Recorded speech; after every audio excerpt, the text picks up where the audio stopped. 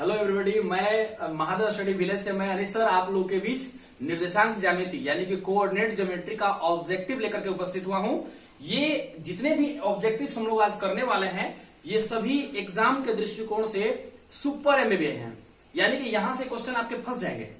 तो आइए हम लोग एक एक करके निर्देशांक ज्यामिति को देखते हैं कि निर्देशांक ज्यामिति में भूमिका है ना जी। क्या कि निर्देशांक ज्यामिति में को क्या कहते हैं, कैसे कहते हैं, तो हम देख रहे हैं क्या कि निर्देशांक ज्यामिति के रूप में जब हम देखते हैं तो हमारे पास एक कार्तीय तल होता है, ठीक है, इसको वाई अक्ष बोलते हैं। और जो 0 डिग्री के हिस्से 0 डिग्री पर होता है इसे एक्स अक्ष बोलते हैं। और यहां पर एक्स डैश वाई है तो वाई डैश। इधर जब हम जाते हैं तो यह धनात्मक रेखा होती है। वाई अक्ष पर जब ऊपर जाते हैं तो यह भी धनात्मक होती है। जब बाएं यानी कि केंद्र बिंदु से जब हम बाएं की तरफ आते हैं तो ऋणात्मक। और वाई अक्ष पर जब नीचे की ओर जब हम आते हैं तो यह ऋणात्मक हो जाता है, ठीक है। अब हमारे पास में आता क्या है कि कार्तीय तल के चिन्ह को कैसे लिखते हैं। तो कार्तीय तल के चिन्ह को हम लोग पहले x वाला मान लिखते हैं और उसके बाद y वाला मान लिखते हैं। तो प्रश्न हमारे पास बनता है क्या कि ये कार्तीय तल का पहला हिस्सा है जिसको प्रथम चतुर्थांश के नाम से जानते हैं। इसको बोलते हैं ये हिस्से को प्रथम चतुर्थांश। अब प्रथम चतुर्थांश जो है इसमें x अक्ष का मान क्या है तो धनात्मक है, प्लस लिखेंगे। y अक्ष का मान क्या है तो ये भी धनात्मक है तो इसका भी चिन्ह y प्लस लिखेंगे साहब, x अक्ष और y अक्ष। तो प्रश्न बनता है कि x अक्ष वाले मान को क्या कहते हैं, भुज कहते हैं कि कोटि कहते हैं, क्या कहते हैं, भुज। x अक्ष वाले मान को क्या कहते हैं, भुज कहते हैं। और y अक्ष वाले मान को क्या कहते हैं, कोटि कहते हैं। समझ में है क्या। तो भुज और कोटि की भी बात होती है हमारे पास में। अब हमारे पास में क्या आता है, प्रथम के बाद में द्वितीय चतुर्थांश। द्वितीय चतुर्थांश, द्वितीय चतुर्थांश में x और y, जब x और y पर जब हम चर्चा करते हैं तो x का मान यहां पर ऋणात्मक है तो माइनस और y का प्लस, ठीक है। अब यहां पर जब चर्चा करेंगे हम तो x और y के रूप में तो x का मान माइनस, y का भी मान माइनस। और जब ये क्या है तृतीय चतुर्थांश। यहां से एक क्वेश्चन आपके बोर्ड में फंसता है 1 नंबरिया में, और ये है चतुर्थ चतुर्थांश।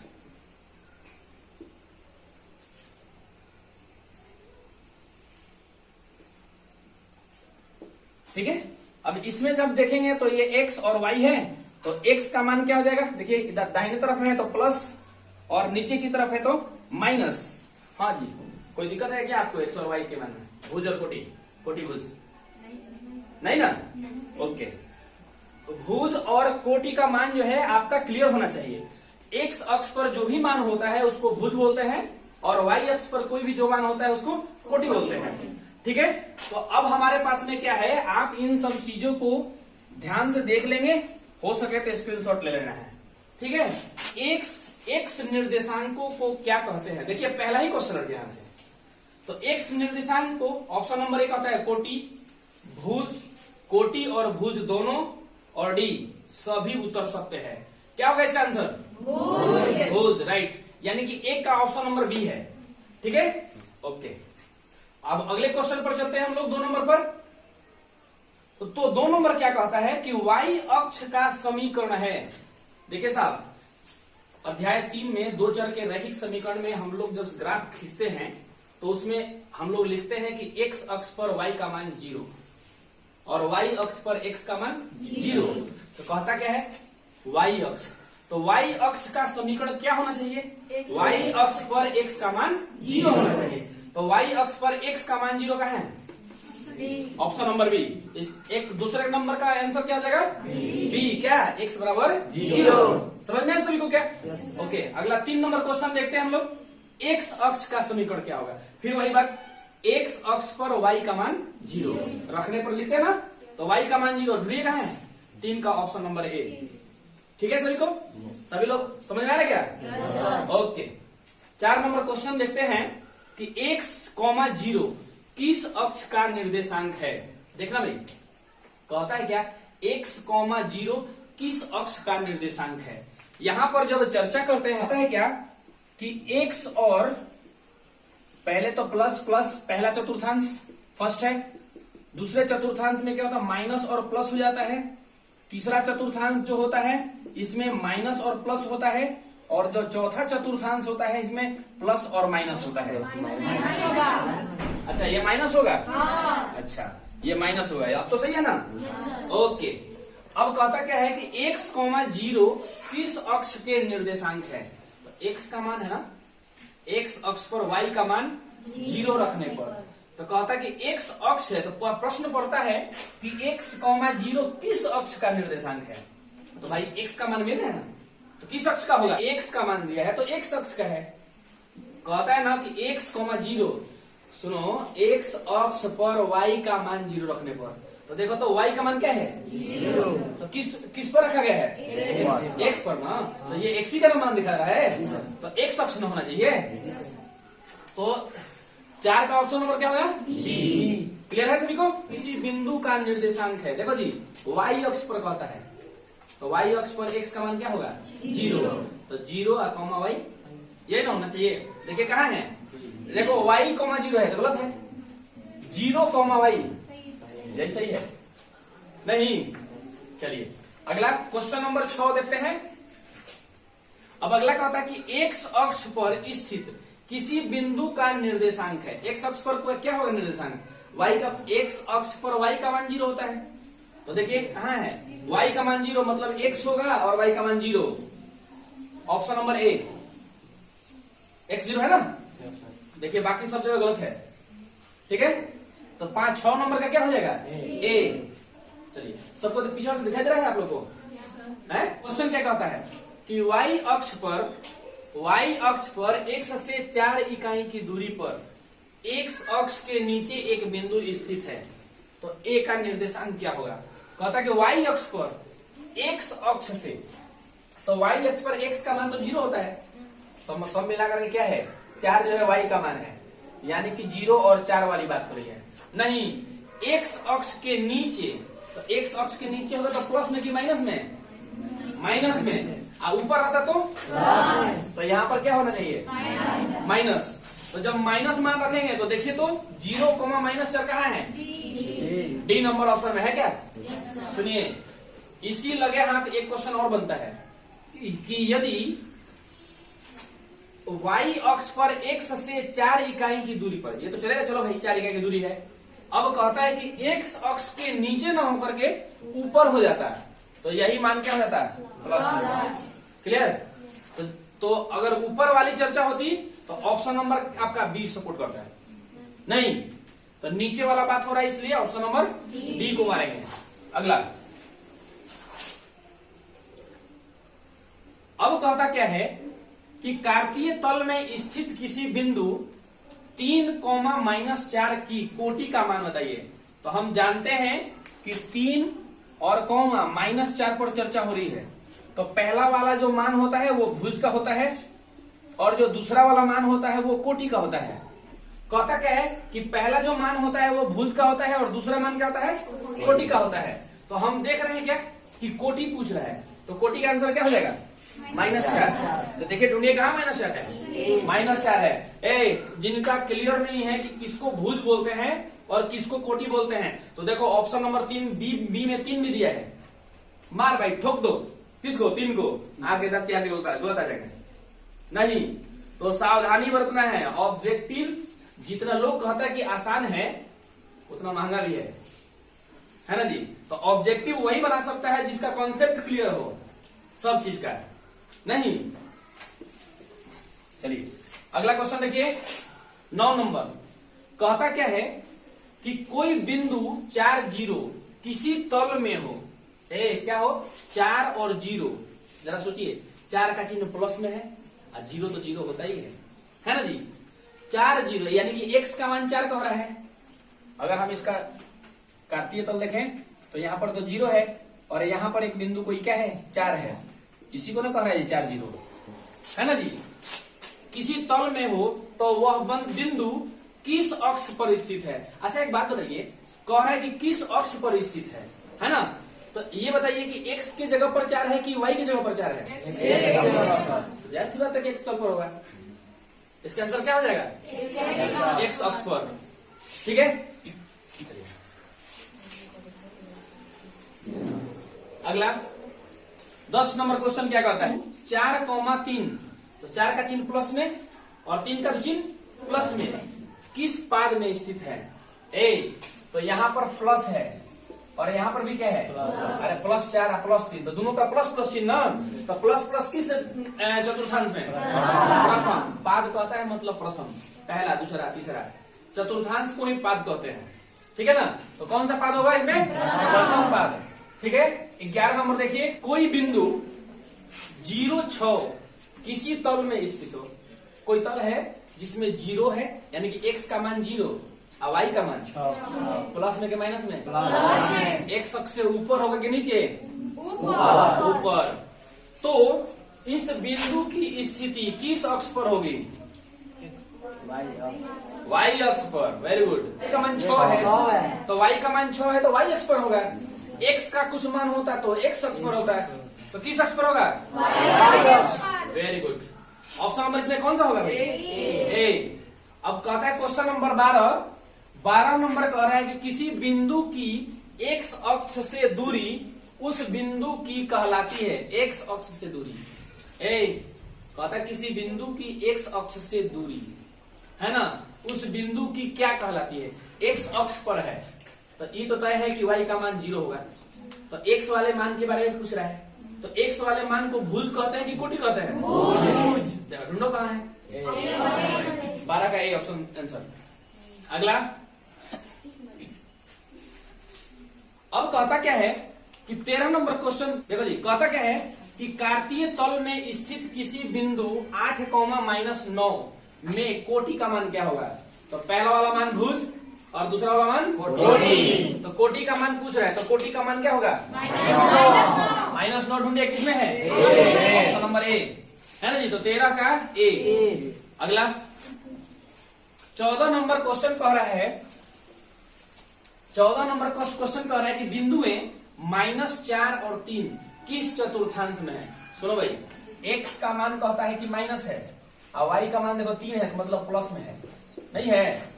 तो ए माइनस और प्लस किस चतुर्थांश है, द्वितीय चतुर्थांश है। अगर प्लस प्लस होता तो माइनस माइनस होता तो तृतीय, प्लस माइनस होता तो चतुर्थांश या पाद। चतुर्थांश को एक जगह क्वेश्चन में पाद के रूप में मिला है, समझ में है क्या। तो इसका आंसर क्या होगा, माइनस और प्लस वाला द्वितीय। तो देखिए रोमन अंक में दिया है 2, तो ऑप्शन नंबर इसका बी हो जाएगा। अगला क्वेश्चन देखते हैं 15 नंबर। 15 नंबर कहता है कि बिंदु 2√3, -√2 किस पाद में स्थित है। नहीं जी, 2√3, तो 2√3 का मान क्या है, प्लस, और √2 का मान क्या है, माइनस। तो यहाँ पर इसके लिए मान प्लस और अगला का मान माइनस। और ये हम चीज हम जानते क्या है कि किसमें होगा, चतुर्थ चतुर्थांश में होगा। तो चतुर्थ चतुर्थांश कहाँ है, देखिए चतुर्थ पाद कर दिया है, तो ऑप्शन नंबर डी इसका आंसर हो जाएगा। ठीक है, अगला अब कहता है 16 नंबर क्वेश्चन हमारे पास में है। देखिए बोर्ड मॉडल क्वेश्चन के रूप में दिया है। ठीक है, -4, -6 किस चतुर्थांश में स्थित है। तो दोनों का चिन्ह देखिए, x का चिन्ह माइनस में और y का भी चिन्ह क्या है, माइनस में है। तो माइनस माइनस किस चतुर्थांश का होता है, तृतीय ना। 16 का ऑप्शन नंबर सी। प्रश्न नंबर 17 क्या कहता है कि निम्न में से मूल बिंदु के नियामक कौन कौन से हैं। तो मूल बिंदु के नियामक होने की जब बात होती है तो ये x अक्ष हो गया और ये y अक्ष हो गया, और दोनों जब एक दूसरे को जहाँ काटते हैं उसी को मूल बिंदु कहते हैं। तो x अक्ष का मूल बिंदु 0 और y अक्ष का भी मूल बिंदु क्या होगा, 0। तो जहाँ 0, 0 लिखा होगा वही जो है मूल बिंदु के नियामक होंगे। तो देखिए 0, 0 ऑप्शन नंबर ए में ढूंढिए, 1, 1।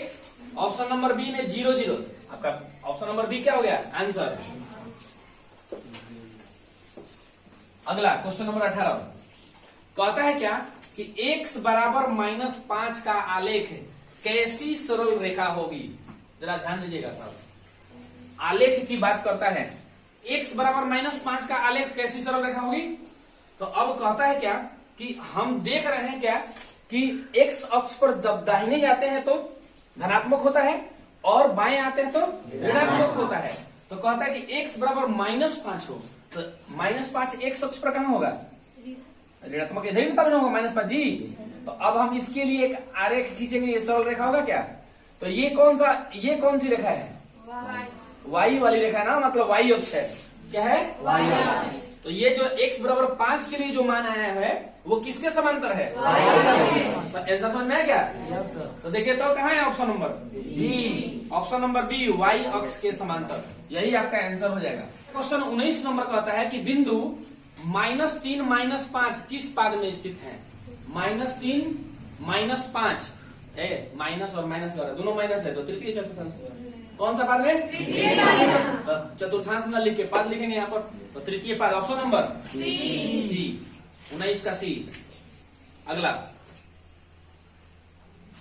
अब कहता है 20 नंबर कि बिंदु 6, -5 का x का नियामक है। तो x का मान कौन सा है? पहला वाला 6, x का मान क्या होगा? 6 होगा। तो ऑप्शन ढूंढिए कहाँ है? 20 का ए आंसर। अगला देखिए साहब, दूरी का सूत्र आ गया। क्या कहता है? दूरी का कहता है क्या कि बिंदु x, y की दूरी मूल बिंदु से क्या होगी? तो मूल बिंदु से दूरी के लिए हम लोग जानते हैं कि हम लोग अंडर रूट में करके x² प्लस y² यही लिखते हैं मूल बिंदु से दूरी। तो देखिए ये ऑप्शन कहाँ है? बी। अच्छा, बी के सामने नहीं है, ठीक है। तो हम लोग का आंसर क्या हो जाएगा? Option number B. आगे 22 नंबर क्वेश्चन कहता है कि प्रथम पाद में स्थित, पहले पाद में, प्रथम पाद में स्थित किसी बिंदु की x अक्ष से दूरी क्या कहलाती है? x अक्ष से दूरी कहता है नहीं, यानी कि x अक्ष पर बात कर रहे हैं नहीं, तो x अक्ष पर वाला जो मान होगा वो क्या होगा? भुज। ऑप्शन नंबर ए, आपका 22 का ऑप्शन नंबर ए हो गया। कहता क्या है कि बिंदु 23 नंबर क्वेश्चन है कि बिंदु 6, -5 का भुज क्या है? तो भुज का मान क्या होगा आप बताइए? 6। कोटि कितना होगा? तो यहाँ पर हमारे पास में भुज की कहानी है, तो भुज के लिए हम लोग क्या मानेंगे? Option number A. 24 number question कहता है कि बिंदु में 3,2 और -3,2 दोनों अवस्थित हैं x अक्ष पर, y अक्ष पर, x अक्ष के एक ओर, x अक्ष के दोनों ओर। आइए सबसे पहले इस मान को रखते हैं, ठीक है ना। तो यदि हम ये x अक्ष हो गया और यहां पर ये y अक्ष हो गया, बिंदु है 3,2 और -3,2 दोनों अवस्थित है। तो सबसे पहले हम एक कार्तीय तल को लिखते हैं और कार्तीय तल में लिख करके इस अंक को दर्शाएं, इस मान को। तो यहाँ पर +3 के लिए हमारे पास में यह मान है 3, 2 है, तो 2 का मान प्लस में है ना जी। तो 2 का मान प्लस में करेंगे तो y अक्ष पर मान 2 प्लस में, तो यहाँ इसके लिए +2। अब कहता क्या है कि -3,2, तो -3 देखिए x में है, ठीक है। तो ये हो गया हमारा -3 मान। नहीं, x अक्ष पर, तो दोनों x अक्ष पर अवस्थित है नहीं, क्योंकि यहाँ पर तो 2 भी तो है। तो यहाँ पर 2 जब बनाएंगे आप y अक्ष पर, तो आपका ग्राफ नियम क्या कहता है? ऐसे ना जी, बोलो भाई। ये ना है आपका -3 और 2। अरे भाई ग्राफ बनाते तो ऐसे ना बनाते हैं। और जब इस पर आएंगे तो हम देख रहे हैं क्या ये वाला मान आएगा 2 पर, क्या? तो ये वाला 3 और 2 हो गया। बोलो भाई, ये काम आपको करना पड़ेगा, ठीक है। अब देख रहे हैं क्या कि 2 वाला है यहाँ पर, ये भी यहाँ पर है, यही वाला मान है ना। अरे 2 और इसके लिए भी 2 नहीं, तो ये बात सही है कि गलत है? सही है, ऊपर की ओर है, यानी कि इस रेखा पर बात कर रहे हैं इसके लिए। तो इसके लिए जब चर्चा करेंगे तो यह x अक्ष पर है नहीं, y अक्ष पर है, x अक्ष के एक ओर है। क्या है? x अक्ष के एक ओर है, मतलब x अक्ष से एक और ऊपर होता है एक्स अक्ष से एक और क्या होता है, नीचे होता है। तो हमारा मान क्या होना चाहिए, वाई अक्ष पर ना होकर के एक्स अक्ष के एक और होना चाहिए। क्या होना चाहिए, अरे ये भी करीब है, ये भी मान सही है कि एक्स अक्ष पर नहीं, वाई अक्ष पर। देखो वाई अक्ष के समांतर है ना, एक्स अक्ष के समांतर है मतलब वाई अक्ष पर है। लेकिन ये भी तो क्वेश्चन सही है कि एक्स अक्ष के एक ओर या एक्स अक्ष के दोनों ओर। एक्स अक्ष जो है ये एक्स अक्ष है, इसका एक और ऊपर की ओर है और एक और क्या है, नीचे की ओर है। तो ये जो आरेख बन रहा है वो किधर बन रहा है, एक्स अक्ष के एक और। ऑप्शन नंबर सी हो जाएगा इसका। ठीक है, समझ में आएगा सभी को। देखिए कितना क्लोज करके दिया है ना।